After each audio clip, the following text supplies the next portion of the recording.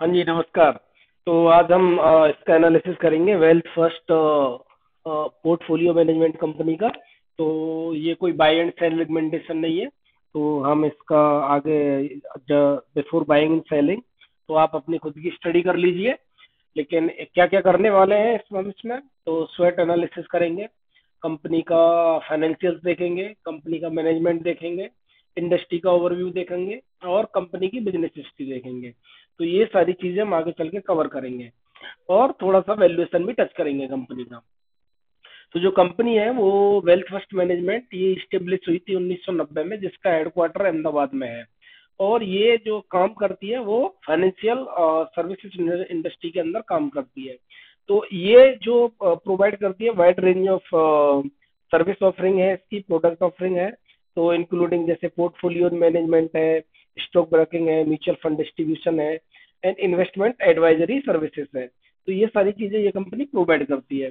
अच्छा, जो wealth first management company है वो एनएसई पे लिस्टेड है by the symbol of wealth. Company जो प्रोवाइड करती है वो स्मार्ट इन्वेस्टमेंट सॉल्यूशन प्रोवाइड करती है from end to end hand holding, मतलब कंप्लीट सॉल्यूशन प्रोवाइड कराती है कंपनी। तो इसका जो ये फाइनेंशियल एडवाइजर के का काम करती है, आप समझ सकते हो फाइनेंशियल एडवाइजर का। तो जो इसके अंदर कोई भी सब ब्रोकर नहीं है, लेकिन इसकी जो रैंक है ऑल ओवर इंडिया वो 37 रैंक आई है इसकी।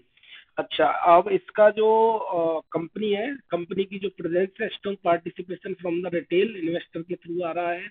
और वेल्थ फर्स्ट जो स्ट्रेटेजिकली पोजीशन है इस लार्जर जो मार्केट मार्केट सेगमेंट है जो कमिंग ईयर में आने वाला है, उसको कैप्चर करने के लिए।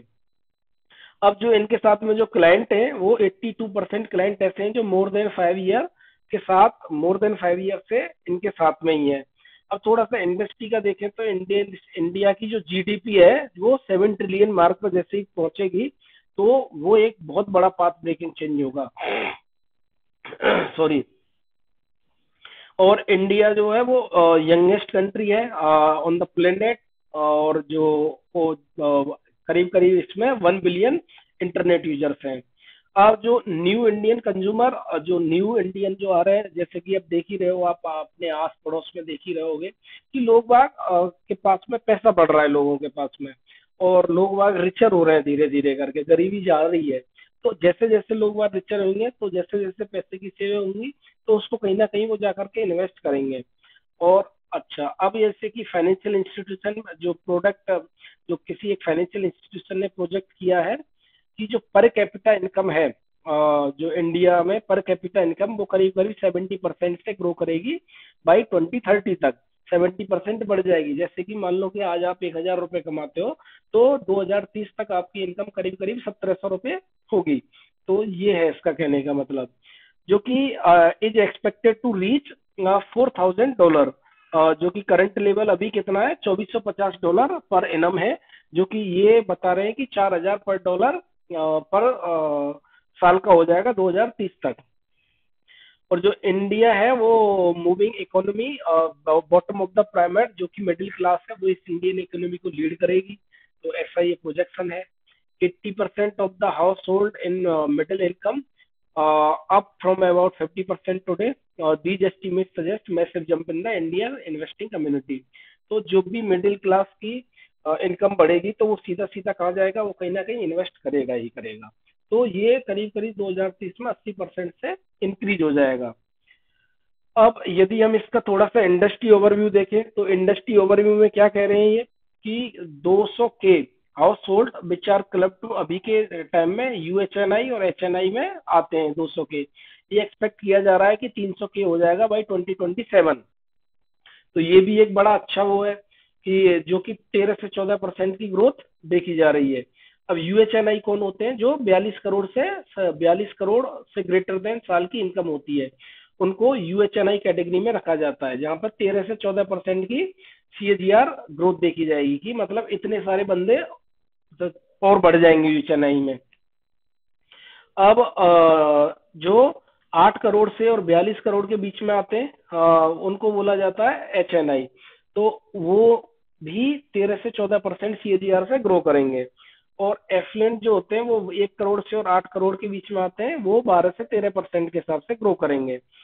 और भैया जो 50 लाख से और 1 करोड़ के बीच में जो लाई कर रहे हैं पीपल, वो 11 से 13% CAGR से ग्रो करेंगे। और जिनका जो लेस देन 50 लाख से नीचे है वो 8 से 10% CAGR से ग्रो करेंगे बाई 2027। तो यहाँ पे ये नंबर बताए गए हैं कि ऐसे चल के इतने लोग हो जाएंगे 2027 तक, ये ग्रोथ कर करके। जब पैसा बढ़ेगा तो अगेन मैं फिर कह रहा हूँ कि फाइनेंशियल इंस्टीट्यूशन जो इंडस्ट्रीज हैं, जैसे म्यूचुअल फंड हुआ, जैसे पोर्टफोलियो मैनेजमेंट सर्विसेज हुई, तो वो उस पैसे का करेंगे क्या? बैंक में तो कोई भी नहीं रखने वाला है, क्योंकि बैंक में यदि आप देखोगे तो हार्डली 2 या 3% का रिटर्न मिलता है। चलो मान लिया आपने एफडी भी कर दी, तो एफडी में भी 6-7% का रिटर्न मिलता है। जबकि जो पैसा जाएगा कहाँ सर? पैसा इधर ही आएगा, इन्वेस्टमेंट इसी में कहीं ना किसी तरीके से मार्केट में ही आएगा। चाहे फिर वो पोर्टफोलियो मैनेजमेंट सर्विसेज का हो, चाहे वो म्यूचुअल फंड हो, किसी भी कोई भी कैटेगरी हो, कहीं ना कहीं से होकर के आना मार्केट में ही है। तो ये एक मैसिव अपॉर्चुनिटीज है इसके लिए। अब यदि फाइनेंशियल असेस्ट की बात करें तो अभी करंट सिनेरियो क्या है कि भाई मान लो आपके पास में 100 रुपए है, तो 100 रुपए को किस तरीके से डिस्ट्रीब्यूट करते हो? तो अभी जो इंडियन सिनेरियो बोलता है वो 50.7% 100 रुपए का प्रॉपर्टी में जाता है, और 15.5% गोल्ड में इन्वेस्ट होता है, और बैंक डिपॉजिट जो कि एफडी बैंक डिपॉजिट में करीब करीब 14% जाता है, और 5.9% इंश्योरेंस फंड में जाता है, जैसे कि किसी ने LIC ले ली, और इंश्योरेंस के और भी बहुत सारे तरीके हैं।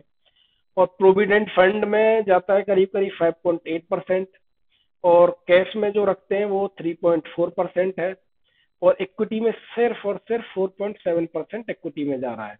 अभी का सिनेरियो ये है, करंट सिनेरियो। तो आप देख सकते हो इक्विटी में एलोकेशन बहुत ही कम है।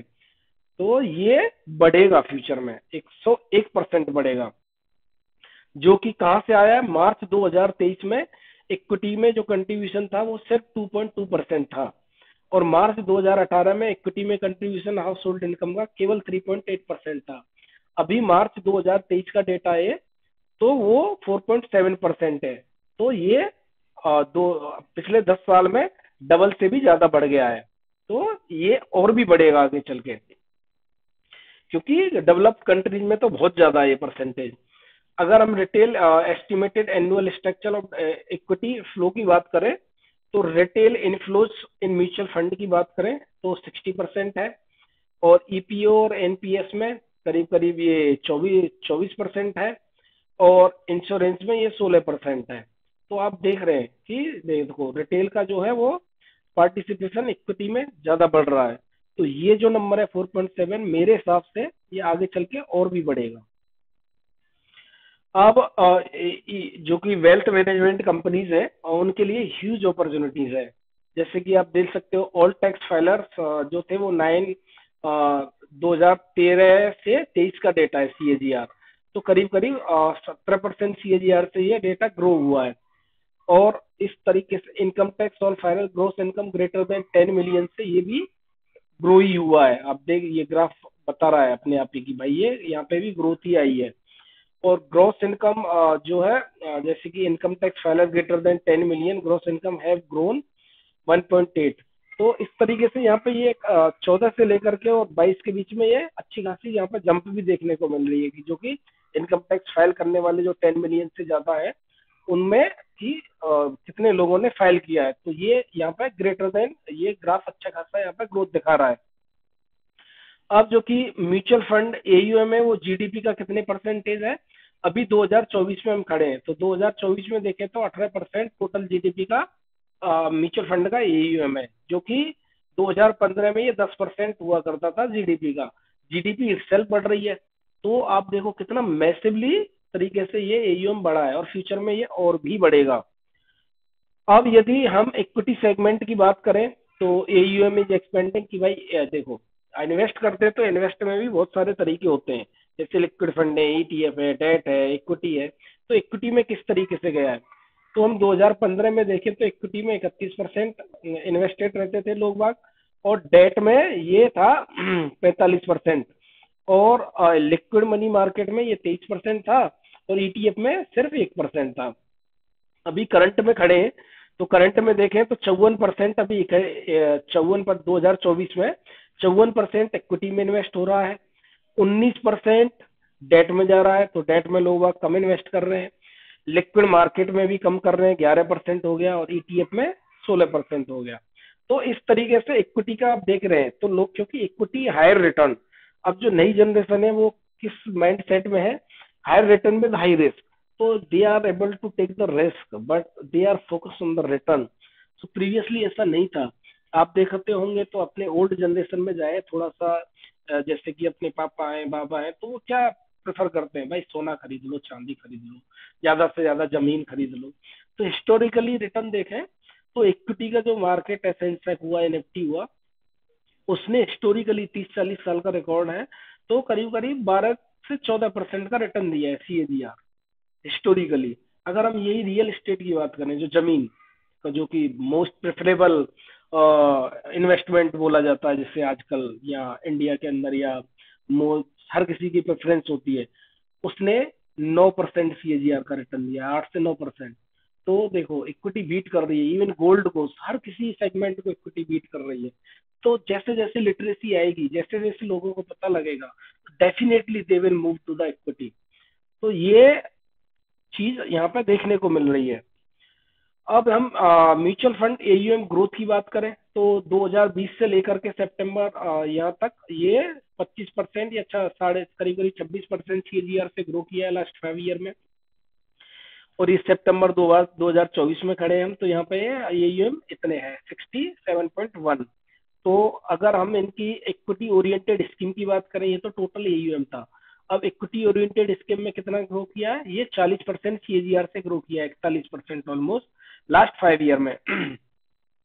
और S I P M growth over the year, S I P हर दिन, मतलब हर टाइम रिकॉर्ड हाई पे चल रही है, करीब करीब 52% सीएजीआर से एस आई पी ग्रो की है लास्ट 5 ईयर में।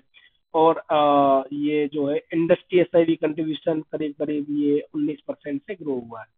तो ये जो आप ऐड देखते होंगे म्यूचुअल फंड सही है, तो उसी हिसाब से यहाँ पे ये देखने को भी मिल रहा है डेटा में।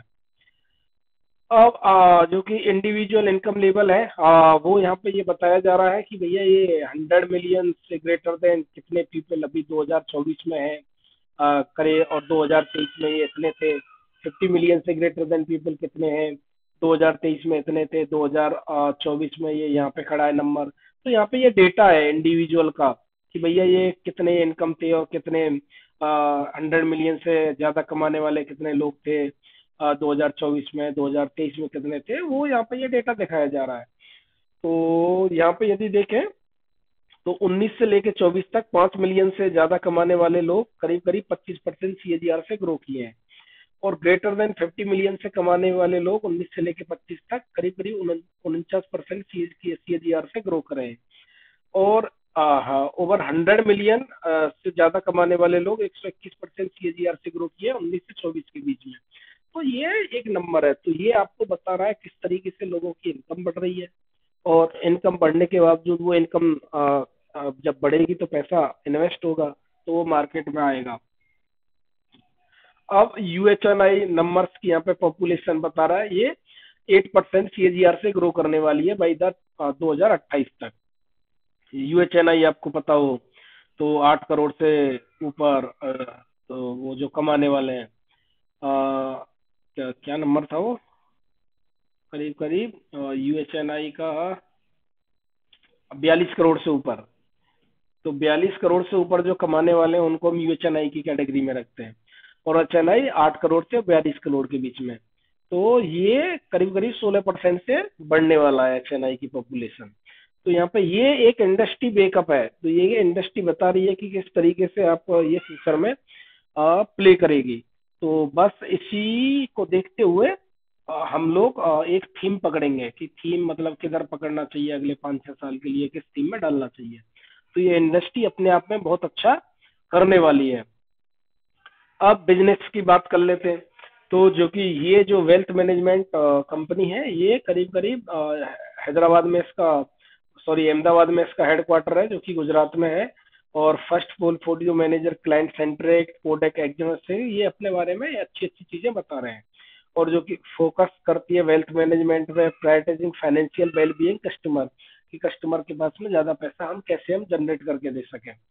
तो कंपनी जो है वो company brings smart investment solution, जो कि end to end hand holding, और कंपनी की जो रैंक है वो 33 रैंक है ऑल ओवर इंडिया। अब इनके कंपनी के पास में 76 एक्सपर्ट प्रोफेशनल है, और टोटल क्लाइंट और जो है वो 20,227 इनके पास में क्लाइंट है, जो कि ईयरली 6% ग्रो किया है। अभी हम मार्च सितंबर 2024 का डेटा है ये। और जो कि क्लाइंट फैमिलीज है वो है 6,215, ये करीब करीब 7% से ग्रो किया है।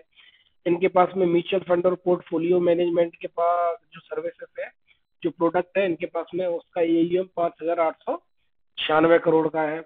और इंश्योरेंस प्रीमियम बुक इनके पास में 52 करोड़ की है।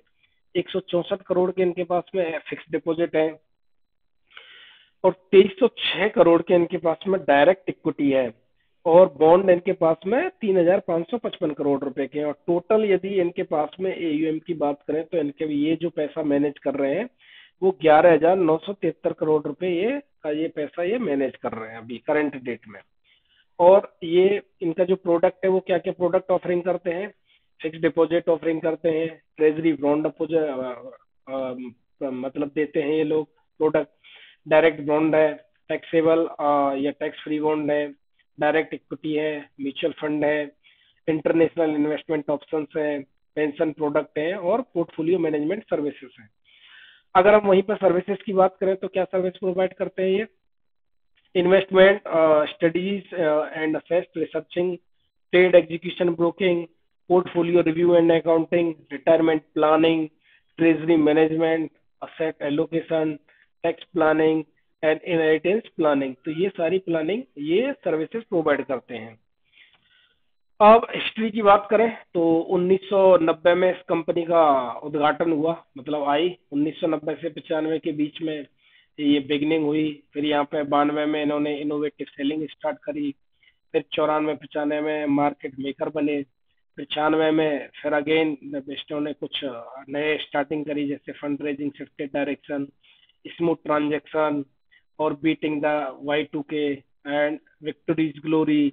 तो अभी की बात करें 2015-16 में तो न्यू होराइजन शिफ्टेड, DRHV अभी इन्होंने लिस्टिंग करी 2015 में। और 2017 में बिगर वेंस क्रॉस 1,000 का करोड़ AUM म्यूचुअल फंड का, और कुछ अवार्ड मिले। तो ये इनका कुछ हिस्ट्रीज है। यदि आप मोर डिटेल में पढ़ना चाहो तो you can stop, you can pause video and read it out. अगर हम इनकी कम्पिटिटिव मोड की बात करें तो ये बता रहे हैं कि भैया हम क्लाइंट सेंट्रिक हैं, हम क्लाइंट फर्स्ट रखते हैं। तो क्लाइंट फर्स्ट तो सारे ही लोग रखते हैं, तो ये इनका बता रहे हैं कि ये हमारी मोट है। Connected to the shield, we have present in the build relation with the client. हाँ, इसको कह सकते हैं, अगर एक बार जो बंदा क्लाइंट बन जाता है और बनने के बाद में यदि रिलेशन सही होते हैं तो नॉर्मली ना वो छोड़ के नहीं जाता है, क्योंकि ये फाइनेंशियल प्रोडक्ट है, अपने पैसे के साथ में कोई रिस्क नहीं लेना चाहता है। तो एबिलिटी टू रिटेन टैलेंट, हाँ ये भी कह सकते हैं, क्योंकि इनके पास में जो टैलेंट है, उन्होंने कंपनी में एट्रिशन रेट बहुत कम है और रेजिग्नेशन कम पड़े हैं। और एग्जामाइन इन्वेस्टिंग एंड रिव्यू, जो पोर्टफोलियो उनको देखते हैं और रिव्यू करते हैं। प्रोडक्ट सिलेक्शन, जो सिलेक्शन मतलब किसके लिए कौन सा प्रोडक्ट अच्छा रहेगा as per the client need. और इन्वेस्टमेंट एंड रिस्क मैनेजमेंट, ये सारी चीजें ये करते हैं। तो अभी इनके बोर्ड ऑफ डायरेक्टर की बात करें, मिस्टर आशीष जी जो कि MD हैं, इनको करीब करीब 30 साल से ऊपर का एक्सपीरियंस है। तो इन पे कोई भी जो कंपनी है इस पर कोई भी अभी फ्रॉड के चार्जेस है नहीं, ना ही कोई सेबी के एलिगेशन है, ना कोई अकाउंटिंग एलिगेशन है। तो ये एक अच्छी चीज है। और जो कि मिस्टर आशीष जो डायरेक्टर है, MD है, वो इनको प्रमोटर है। तो 30 साल को इनका एक्सपीरियंस है। हिना आशीष शाह ये भी प्रमोटर है, इनको भी 15 साल का से ज्यादा का एक्सपीरियंस है। मिस्टर राजन मेहता इंडिपेंडेंट डायरेक्टर हैं। देवांशु मेहता इंडिपेंडेंट डायरेक्टर, जो कि इनको भी करीब करीब 20 25 30 साल का सबको ही अच्छा खासा एक्सपीरियंस है इस वाले फील्ड में। तो आप कह सकते हो कि स्ट्रॉन्ग प्रोमोटर ड्रिवन कंपनी है। तो क्योंकि ट्रैक रिकॉर्ड अच्छा होता है तो फिर सब सही होता है। अब यदि हम देखते हैं स्वेट एनालिसिस में क्या होता है, तो स्ट्रेंथ एंड अपॉर्चुनिटी की बात करते हैं तो कंपनी की स्ट्रेंथ क्या है, डाइवर्स ऑफरिंग है, जैसे कि बहुत सारे प्रोडक्ट ये ऑफरिंग कर रहे हैं और बहुत सारी ये सर्विसेज भी ऑफरिंग कर रहे हैं, जैसा कि हमने प्रीवियसली देखा है, servicing catering the multiple investor segment. और एक्सपीरियंस मैनेजमेंट है, अभी जस्ट देख के आए सबको 20-30 साल का एक्सपीरियंस है, तो ये भी एक अच्छी स्ट्रेंथ है। इनोवेटिव अप्रोच है, focus on the customise investment solution, कि क्लाइंट को जिस तरीके की नीड होती है उसी तरीके का ये प्रोडक्ट ऑफर करते हैं। अच्छा, अपॉर्चुनिटी क्या है, डिजिटल एक्सपेंशन हो रहा है, तो डिजिटल एक्सपेंशन हो रहा है तो use of technology and investment management can attract the tech savvy client, जो कि डिजिटल एक्सपेंशन में तो इजी हो जाता है क्लाइंट के लिए चूज करना कि भाई क्या चूज किया जाए, क्या लिया जाए।